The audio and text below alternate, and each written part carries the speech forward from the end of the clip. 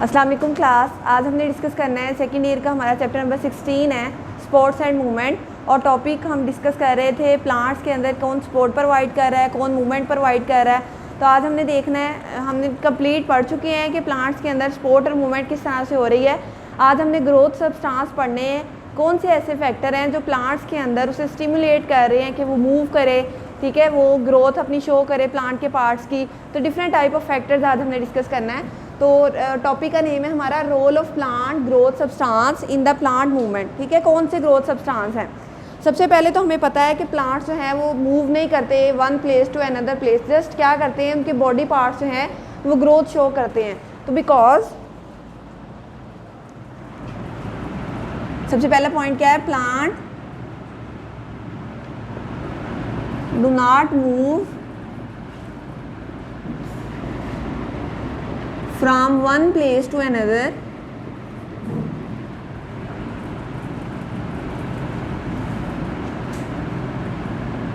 वो जस्ट क्या करते हैं, बाय विंड या बाय सर्टेन सर्कमस्टांसेस या कुछ फैक्टर्स की वजह से अपने प्लांट के पार्ट्स जो हैं उनको मूव करने की कोशिश करते हैं, इनकी ग्रोथ शो करते हैं। ठीक है, क्या करते हैं, ग्रोथ करते हैं प्लांट पार्ट्स की।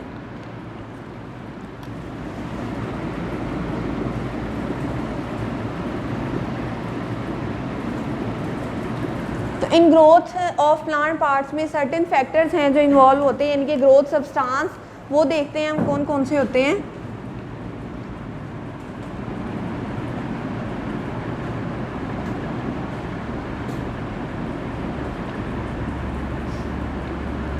अब देखो, हमें पता है एनिमल्स में, मैमल्स में, ह्यूमंस में क्या होता है, सर्टेन ग्रोथ फैक्टर्स जो हैं हमारे अंदर वो कौन से होते हैं, हार्मोन्स होते हैं।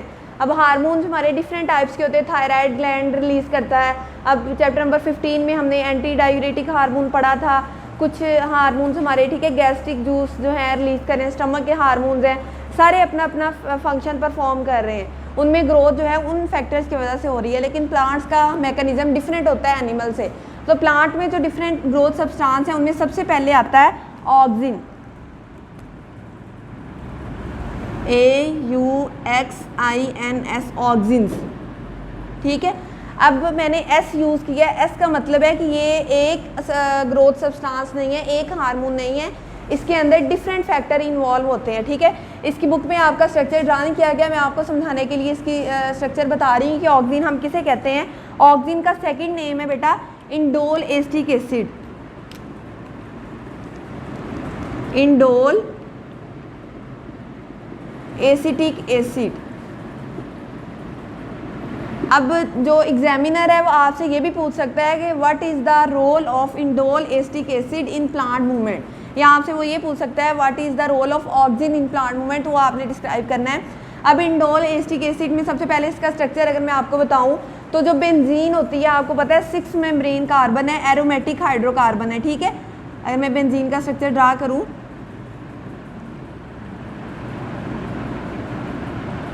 तो ये क्या है, 6 मेम्ब्रेन हाइड्रोकार्बन है जिसे हम कहते हैं बेंजीन। अगर इस बेंजीन के साथ 5 कार्बन एटम अटैच हो जाए,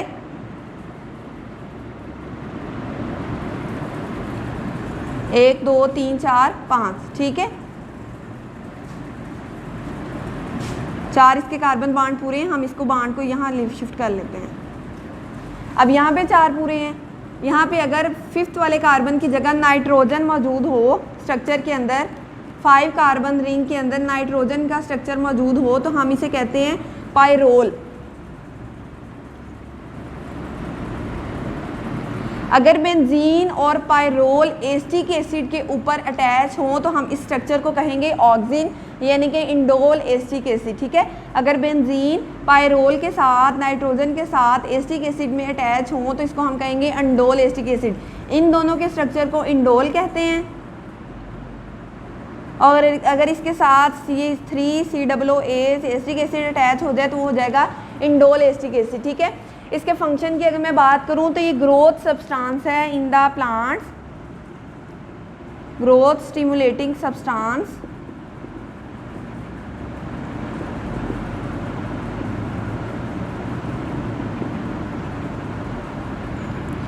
इन प्लांट्स जो सर्टेन फंक्शन परफॉर्म कर रहे हैं, उनमें सबसे पहला फंक्शन जो है ये क्या करता है, हमने पढ़ा था फोटोट्रॉफिज्म।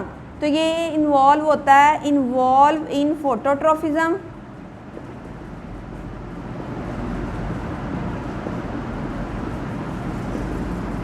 यानी कि जैसे ही सनलाइट आ गई है प्लांट के ऊपर तो इसने स्टिमुलेट कर देना है ऑक्सीजन ने प्लांट को कि वो क्या करे, मूव करना शुरू कर दे टुवर्ड्स सनलाइट। इसमें हमने फोटोट्रॉफिज्म में हमने क्लोरोप्लास्ट की मूवमेंट पढ़ी थी ना, chloroplast movement due to cyclosis.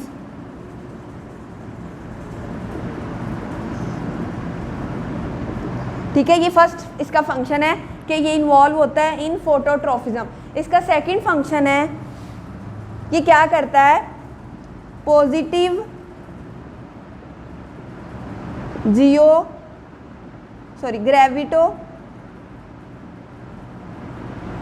ग्रेविटोट्रॉफिज्म में इन्वॉल्व होता है ऑफ रूट्स। अभी मैंने आपको बताया था कि फॉर एग्जांपल ये एक प्लांट है,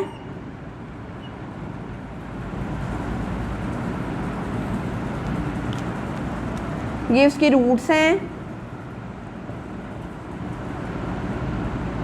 तो ये क्या है, ठीक है, ये अर्थ के ऊपर है, अबव अर्थ है। नीचे क्या है, यहाँ पे एक कशिश है, उस कशिश को हम क्या कहते हैं, ग्रेविटी। तो अब क्या हो रहा है, रूट्स जो हैं टुवर्ड्स ग्रेविटी मूव कर रही हैं इनसाइड। ठीक है, इसको हम क्या कहेंगे, पॉजिटिव ग्रेविटोट्रॉफिज्म। तो जो ऑक्सीजन होता है ये स्टिमुलेट करता है पॉजिटिव ग्रेविटोट्रॉफिज्म में रूट्स की, और इसके उल्ट अगर हम बात करें तो ये स्टेम क्या मूव कर रही है, ऊपर को मूव कर रही है। इसका मतलब ये ऑपोजिट मूव कर रही है ग्रेविटी के। तो ये थर्ड इसका फंक्शन। इसी में सेकंड फंक्शन का बी पार्ट क्या होगा, ये इन्वॉल्व होता है नेगेटिव ग्रेविटोट्रॉफिज्म ऑफ स्टेम।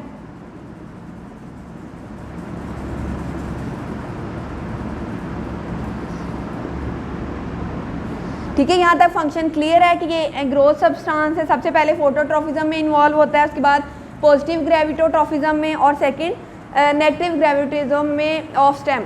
उसके बाद अगर थर्ड फंक्शन की इसकी बात करें तो ये जो किलियोप्टाइल स्टेम्स होती हैं, किलियोप्टाइल स्टेम्स, अब पहले तो आपको बताओ ये स्ट्रक्चर क्या है। ठीक है, अब फॉर एग्जांपल जब सीड हम ज़मीन में ठीक है, ज़मीन में बीजते हैं हम सीड, तो क्या होता है, सीड के ऊपर एक इस तरह से स्टेम लाइक स्ट्रक्चर जब अराइज होता है,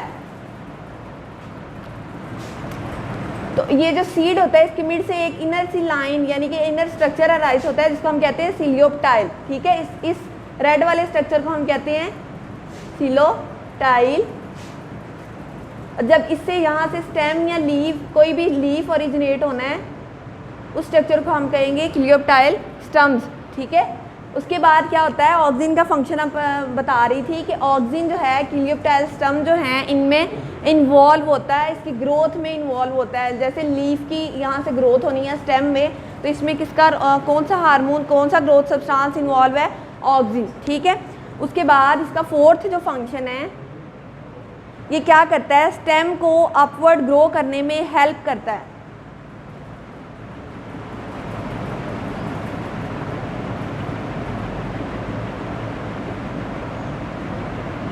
अब जब स्टेम को अपवर्ड ग्रो करने में हेल्प करेगा तो इसका मतलब है रूट्स को किस तरफ ग्रो करने में हेल्प करेगा, इनवर्ड। तो इनहिबिट करता है रूट की ग्रोथ को अपवर्ड। देखो ना, ये प्लांट है, इसकी रूट्स यहाँ पे हैं। अब ऑक्सीजन अगर रूट की ग्रोथ को कर रहा है नीचे की तरफ स्टिमुलेट, तो ऑटोमेटिकली सी बात है, जाहिर सी बात है कि यहाँ पे ऊपर की ग्रोथ को क्या करेगा, इनहिबिट करेगा। तो ऑक्सीजन जो है ये रोकता है ग्रोथ रूट्स को कि वो ऊपर की तरफ ग्रो करें, तो इनहिबिट करता है रूट की ग्रोथ को, स्टिमुलेट करता है स्टेम ग्रोथ को और इनहिबिट करता है रूट ग्रोथ को। ठीक है, इसके अलावा बेटा सेल को इलोंगेट करने में और स्टेम्स जो हैं उनको कर्व करने में, यानी कि लीव्स। अब देखो जब स्टेम के ऊपर ये लीफ आ जाता है तो क्या हो जाता है, स्टेम थोड़ी सी बेंड होना शुरू हो जाती है। तो ये भी जो है ऑक्सिन इंपॉर्टेंट रोल प्ले कर रहा है। इसका सिर्फ फंक्शन क्या है कि ये स्टेम को इलोंगेट करने में और बेंड अपवर्ड करने में भी हेल्प करता है। ठीक है, यहाँ तक थे जस्ट ऑक्सिन के फंक्शन, ये इंपॉर्टेंट ग्रोथ हार्मोन है। जब चैप्टर नंबर 3 हम डिस्कस करेंगे कोऑर्डिनेशन एंड कंट्रोल, तो उसमें सारे प्लांट्स के हार्मोन बताए गए हैं। सिर्फ ऑक्सिन नहीं होता, जिबरेलिन्स होता है, साइटोकिनेसिस होती है, ठीक है, एब्सिसिक एसिड होता है। तो ये डिफरेंट एसिड्स हैं और हार्मोन्स हैं जो क्या करते हैं, ग्रोथ सब्सटेंस है जो प्लांट की मूवमेंट को कंट्रोल करते हैं। इस चैप्टर में जस्ट आपके ऑक्सिन ही बताया गया है, इसके अलावा थोड़ा सा जिबरेलिन्स का बताया गया है, तो उसका पढ़ लेते हैं। अच्छा, हमने पढ़ा था नास्टिक मूवमेंट्स।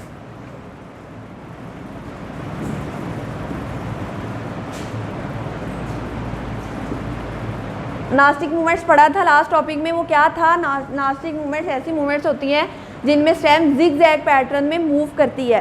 तो जो नास्टिक मूवमेंट्स होती हैं इनमें भी कुछ इनहिबिटर्स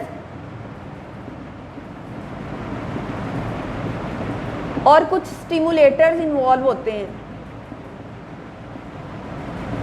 ठीक है, इनमें भी ऑक्सिन और जिबरेलिन जो है वो इन्वॉल्व होता है। इसके अलावा अगर बात करूं जिबरेलिन की मैं,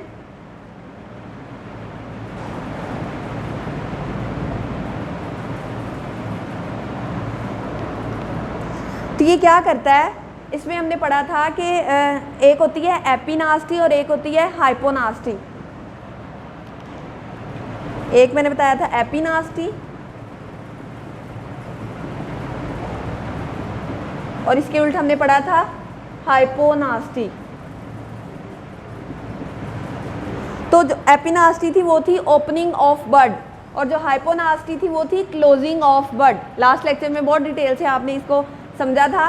तो जो एपिनास्टिक मूवमेंट होती है प्लांट के अंदर, इनको कंट्रोल करता है ऑक्सिन, और जो हाइपोनास्टिक मूवमेंट यानी कि क्लोजिंग ऑफ बड हो रही होती है उसको कंट्रोल करता है ये जिबरेलिन्स। ठीक है, यहाँ तक आपका ये वाला जो टॉपिक है ये एंड हो चुका है कि प्लांट के अंदर ग्रोथ मूवमेंट जो है, ग्रोथ सब्सटेंस जो है वो कौन कौन से पड़े, ऑक्सिन।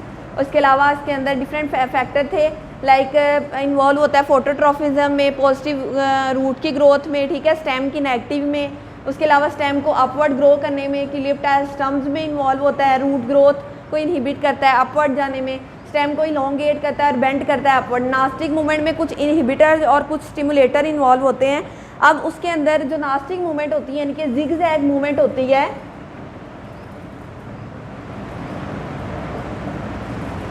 इनमें जो स्टिमुलेटर होता है वो ये होता है जिबरेलिन और जो इनहिबिटर होता है वो होता है ऑक्सिन। ठीक है, ये भी हम चैप्टर नंबर 3 में डिटेल में पढ़ेंगे कि क्यों इनहिबिटर होता है और क्यों स्टिमुलेटर होता है, क्योंकि नास्टिक मूवमेंट जो है इन दोनों की रेशो से होनी होती है। ठीक है, इनका बैलेंस होना बहुत ज़रूरी है।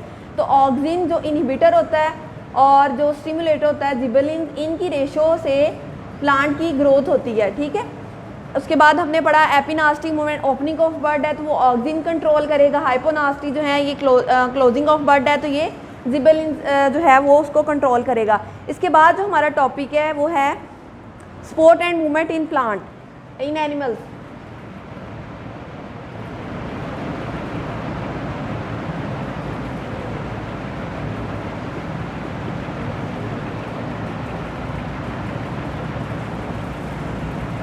अब प्लांट्स का यहाँ तक स्पोर्ट एंड मूवमेंट ख़त्म हो चुका है। एनिमल्स का अगर हम डिस्कस करें तो आपको पता है एनिमल की body as compare to plant rigid होती है, ठीक है, स्ट्रॉन्ग होती है और एक पूरा नेटवर्क होता है जो इसको कंट्रोल कर रहा होता है मूवमेंट को। तो इसका क्या होता है, इसका सबसे पहला जो पॉइंट है इंट्रोडक्शन का वो क्या है, स्पोर्ट जो है प्लांट्स एनिमल्स के अंदर वो क्या होता है, रिजिड होता है यानी कि हार्ड होता है और एक पूरा नेटवर्क होता है, फ्रेमवर्क होता है। ठीक है, जो क्या करता है, प्रोवाइड करता है सपोर्ट एंड मूवमेंट।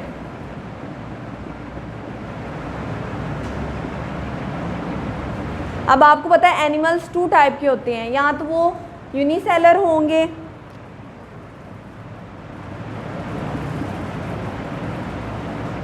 एक कंडीशन ये है, या तो वो क्या होंगे, मल्टी सेलर होंगे। अब आपको ये भी पता है जो मल्टी सेलर ऑर्गेनिज्म होते हैं उनका जो सिस्टम होता है वो बहुत कम्प्लेक्स होता है एज़ कम्पेयर टू यूनिसेलर, क्योंकि यूनिसेलर के अंदर जस्ट एक ही सेल से सारे सेल्स ओरिजिनेट हो रहे हैं, सारे सेल्स बन रहे हैं, एक ही सेल फंक्शन परफॉर्म कर रहा है। मल्टी सेलर में डिफरेंट सेल ऑर्गेनाइज होकर एक सेल के साथ फंक्शन परफॉर्म करते हैं। तो जो यूनिसेलर हैं उनमें एग्जांपल्स आती हैं प्रोटोजोआ की और बताता है कि स्पोर्ट और मूवमेंट जो है प्रोटोजोआ में वो सिर्फ सिंगल सेल परफॉर्म कर रहा है, सिंगल सेल से ही सारी चीज़ें सक्रीट हो रही हैं। लेकिन अगर मल्टी सेलर की बात करें तो इसमें आपको पता है डिफरेंट मैमल्स आ जाते हैं, ठीक है, डिफरेंट ह्यूमन की एग्जांपल भी मल्टी सेलर ऑर्गेनिज्म में आती है। तो क्या है कि जो मल्टी सेलर ऑर्गेनिजम्स होते हैं इनमें डिफरेंट स्पेशलाइज्ड सेल होते हैं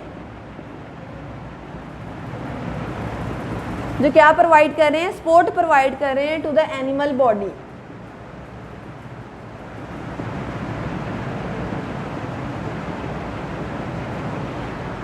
ठीक है, यहाँ तक था इंट्रोडक्शन। अगर मैं नेक्स्ट बात करूँ सपोर्ट किस तरह से प्रोवाइड की जा रही है एनिमल्स में, तो 3 टाइप्स की सपोर्ट जो हैं वो इसकी 3 टाइप्स हैं। सबसे पहले है हाइड्रोस्केलेटन, सेकंड वाला है एक्सोस्केलेटन और थर्ड वाला है एंडोस्केलेटन। इसको 1 बाय 1 हम डिटेल नेक्स्ट अपने लेक्चर्स में पढ़ेंगे। इंट्रो में बता देती हूँ आपको। हाइड्रो का मतलब क्या है, वाटर, ठीक है, हाइड्रो का मतलब क्या है, वाटर। और स्केलेटन क्या है, रिजिड और हार्ड स्ट्रक्चर, जो फ्रेमवर्क है, ऐसा नेटवर्क है जो क्या कर रहा है, सपोर्ट प्रोवाइड कर रहा है। तो ऐसे ऑर्गेनिजम्स जो वाटर के अंदर रहती हैं यानी कि इक्वेटिक ऑर्गेनिज्म है, उनके अंदर जो प्रोवाइड कर रहा होगा सपोर्ट वो कौन सा होगा, हाइड्रोस्केलेटन। इसमें डिफरेंट ऑर्गेनिज्म की एग्जांपल्स हम पढ़ेंगे, लाइक सी एनिमोन्स की पढ़ेंगे हम, ठीक है। इसके अलावा डिफरेंट इक्वेटिक ऑर्गेनिज्म जो हैं उनमें हाइड्रोस्केलेटन किस तरह से सपोर्ट प्रोवाइड कर रहा है तो वो हम पढ़ेंगे इक्वेटिक ऑर्गेनिजम्स। अगर एक्सोस्केलेटन की बात करें तो एक्सो, ठीक है, आउटर, तो डिफरेंट इंसेक्ट यानी कि कॉकरोच हो गया, ठीक है, डिफरेंट जो वैक्सी क्यूटिकल्स इनकी होती है उनके अंदर जो सपोर्ट प्रोवाइड कर रहा है वो एक्सोस्केलेटन होता है। तो इसमें डिफरेंट इंसेक्ट आ जाएंगे जिसकी एग्जांपल्स डिटेल में हम पढ़ेंगे। एंडोस्केलेटन यानी कि इंटरनल स्ट्रक्चर है कोई बॉडी के अंदर जो प्रोवाइड कर रहा है सपोर्ट, तो इसमें आ जाएंगी डिफरेंट मैमल्स। इनके अंदर डिफरेंट मैमल्स के अंदर बोन और कार्टिलेज होगा एंडोस्केलेटन के अंदर जो सपोर्ट प्रोवाइड करेगा। अब आपको पता है बोन क्या है, एक हार्ड स्ट्रक्चर होता है और जो हार्ड टिश्यू होता है बोन, और जो कार्टिलेज होता है वो सॉफ्ट होता है एज़ कम्पेयर टू बोन। इनमें भी डिफरेंस हम पढ़ेंगे इंशाल्लाह। तो इनको हम 1 बाय 1 डिटेल में नेक्स्ट अपना डिस्कस करेंगे। आज का यही था टॉपिक, ठीक है। बुक से मैं रीड कर देती हूँ आपको। ये जो सपोर्ट वाला है बुक का है पेज नंबर 28, ठीक है। आप 28 ओपन करो, इसमें मैं रीड कर देती हूँ पैराग्राफ को। Plant do not move from one place to another like animals, however their organ show movement which are controlled by hormone, ठीक है। वो मूव तो नहीं करते लेकिन वो ग्रोथ मूवमेंट लाजमी शो करते हैं। जो कौन कंट्रोल कर रहा है, डिफरेंट हार्मोन्स कंट्रोल कर रहे हैं। कहते हैं oxygen play important role in phototropism. Oxygen का स्ट्रक्चर आपने ये याद रखना है कि बेंजीन के साथ जब 5 मेंबर कार्बन है, जो एरोमेटिक कार्बन है पायरोल, वो अटैच हो जाए तो उसको कहते हैं इंडोल। और अगर इसके साथ एस्टिक एसिड भी मिल जाए तो उसको हम कहेंगे इंडोल एस्टिक एसिड, ठीक है। ये क्या करता है, it is believe that unequal distribution of oxygen indole acetic acid in the coleoptile stumps produce unequal cell enlargement. ये क्लियोप्टाइल स्टम्स के अंदर क्या कर रहा है, सेल इनलार्जमेंट कर रहा है, बेंड प्रोवाइड कर रहा है, स्टेम को इलोंगेट कर रहा है। उसके बाद है oxygen also responsible for positive gravitropism of roots and negative gravitropism of stem, ठीक है। पॉजिटिव किस में प्रोवाइड कर रहा है, रूट्स के अंदर, और नेगेटिव स्टेम्स के अंदर। इसके अलावा oxygen inhibit the growth of root cells. तो क्या करता है, इनहिबिट करता है रूट की ग्रोथ को, कहाँ पे, अपवर्ड जाने में। इसके बाद है cell of upper surface therefore elongate if root curve downward. अब आपको पता है, कॉमन सेंस है कि जब रूट नीचे की तरफ ग्रो कर रही है तो इसका मतलब है स्टेम क्या करेगी, अपवर्ड ग्रो करेगी। Oxygen on the other hand stimulate the growth of stem cell stimulate कर रहा है स्टेम सेल को। The cells of the lower surface elongate and stem curve upward, ठीक है। जब लीव्स ओरिजिनेट होंगे तो स्टेम क्या हो जाएगी, अपवर्ड कर्व हो जाएगी। Nastic movements are due to balance और ratio between growth inhibitor and growth stimulator. अब एब्सिसन में ऑक्सिन आता है, एब्सिसिक एसिड आता है, डिफरेंट हार्मोन्स है जो आप नेक्स्ट चैप्टर नंबर 13 में डिस्कस करोगे, 17 में डिस्कस करोगे, ठीक है। And growth stimulator gibberellins, however it has been observe that epinasty is due to auxin, यानी कि ओपनिंग ऑफ बर्ड जो होती है वो ऑक्सिन की वजह से होती है और जो क्लोजिंग होती है वो हाइपोनास्टी वो जिबेलिन्स की वजह से होती है। उसके बाद sports and movement in animals. So the skeleton is tough and rigid framework of body of animals which provide protection, shape and support to the body organ। क्या क्या प्रोवाइड कर रहा है, प्रोटेक्शन दे रहा है उसको, सपोर्ट प्रोवाइड कर रहा है उसको, शेप प्रोवाइड कर रहा है। It is compose of inorganic organic substance in both, ठीक है। अब ये जो हार्ट स्ट्रक्चर है ये किससे कंपोज हुआ होता है, ऑर्गेनिक से और इनऑर्गेनिक सब्सटेंस से। अब ये भी आप बहुत अच्छे से जानते हो ऑर्गेनिक सब्सटेंस कौन से हैं और इनऑर्गेनिक कौन से हैं। हाइड्रोकार्बन हैं, कार्बन, हाइड्रोजन, ऑक्सीजन, इनके डेरिवेटिव जो हैं वो ऑर्गेनिक हैं और इनके अलावा जितने भी हैं वो क्या हैं, एक्सेप्ट इन दोनों के वो क्या हैं, इनऑर्गेनिक साल्ट्स हैं, ठीक है। ग्लूकोज वगैरह ये सारे क्या हैं, ऑर्गेनिक कंपाउंड्स हैं। उसके बाद क्या है, इन प्रोटोजोआ कौन से एनिमल्स हैं जो सिंगल सेलर हैं, यूनिसेलर हैं। It is secreted by single cell whereas in multi cellular animals it is composed of specialised cell. अब किसकी बात कर रहा है, ये स्ट्रक्चर की बात कर रहा है जो सपोर्ट प्रोवाइड कर रहा है। There are 3 main types of skeleton in animals like hydrostatic skeleton, ठीक है, हाइड्रोस्टेटिक हो गया, उसके बाद एक्सोस्केलेटन हो गया और एंडोस्केलेटन हो गया, ठीक है। इसको याद कर लेना है आपने। नेक्स्ट कल हम इंशाल्लाह डिस्कस करेंगे कि हाइड्रोस्केलेटन जो है वो उसकी क्या टाइप्स हैं और किस तरह से वो बॉडी को सपोर्ट प्रोवाइड कर रहा है।